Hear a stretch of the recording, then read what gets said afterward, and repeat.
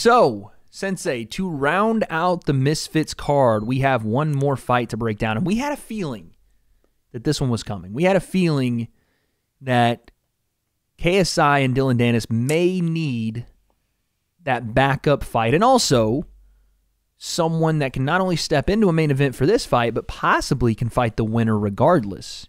And I think that Mams Taylor, Misfits Boxing, have covered their bases because they have now brought onto the card Joe Fournier.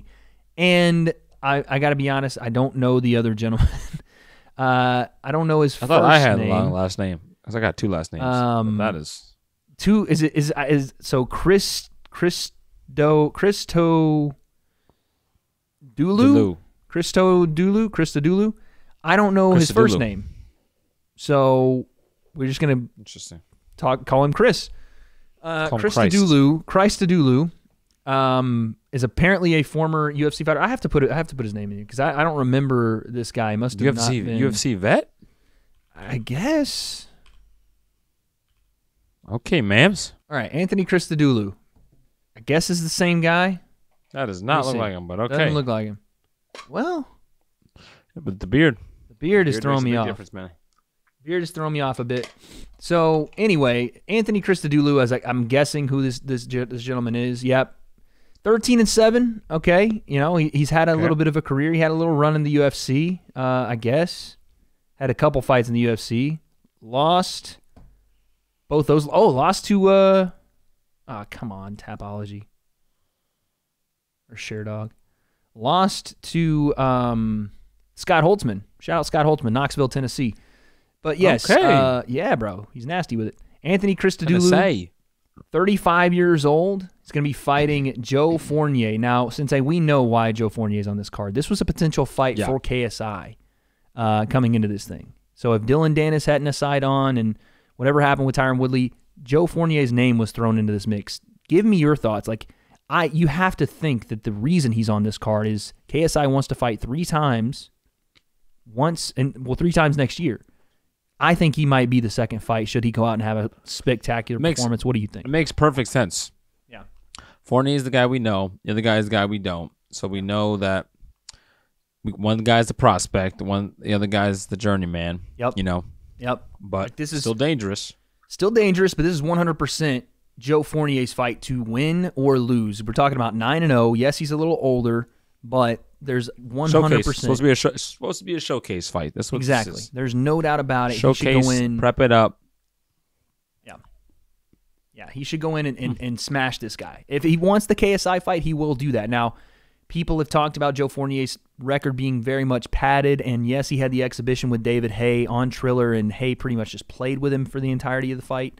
But he can also say that he survived a David Haye fight, which is pretty, who's saying that? That's not a high-level guy. But that's facts.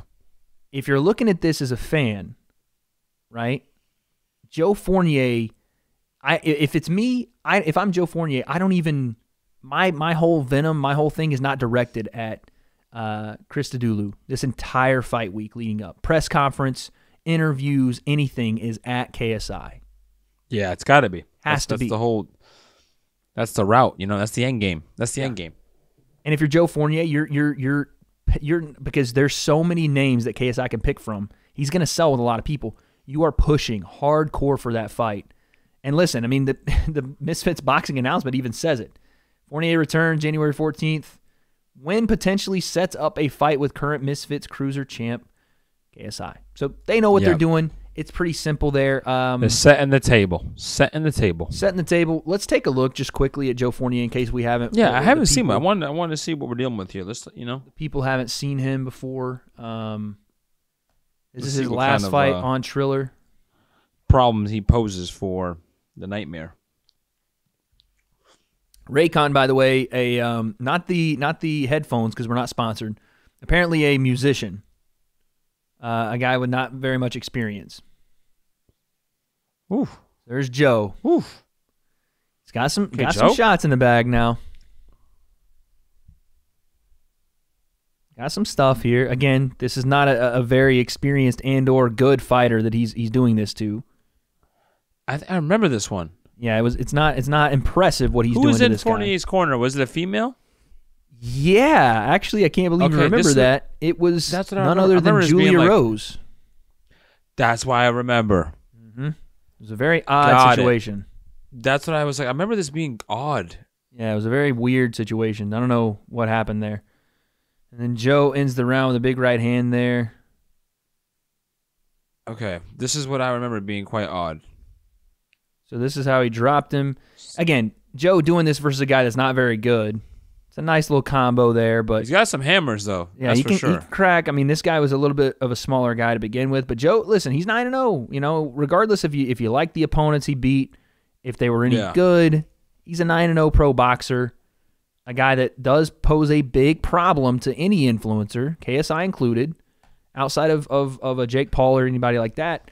This is a guy, and if you're trying to give KSI more experience, you have to up the levels. He is a step up in the levels, from Danis even, right? So I don't have a problem with it. I think, like you said, this is a showcase fight for him. He has to go out and do something like this.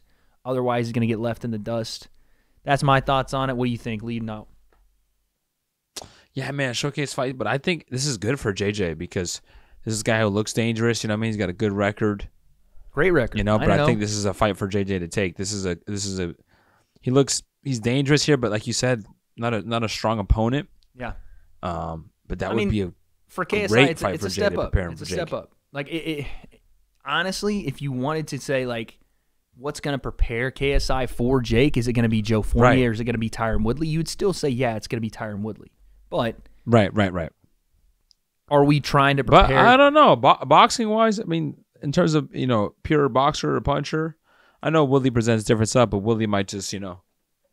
I agree. It's a different fight. It's not a boxing fight but again, even with, it's tough though, because Jake has become a better boxer than most of the guys he's boxing now. It wasn't just Jake is beating guys just with grit and determination anymore. He's outboxing guys. Which is crazy. Which is nuts. So maybe you're right. Maybe Fournier is a better, you know, both of them are step up in competition. Maybe it's a better suit to see a boxer that punches like a boxer in front of him.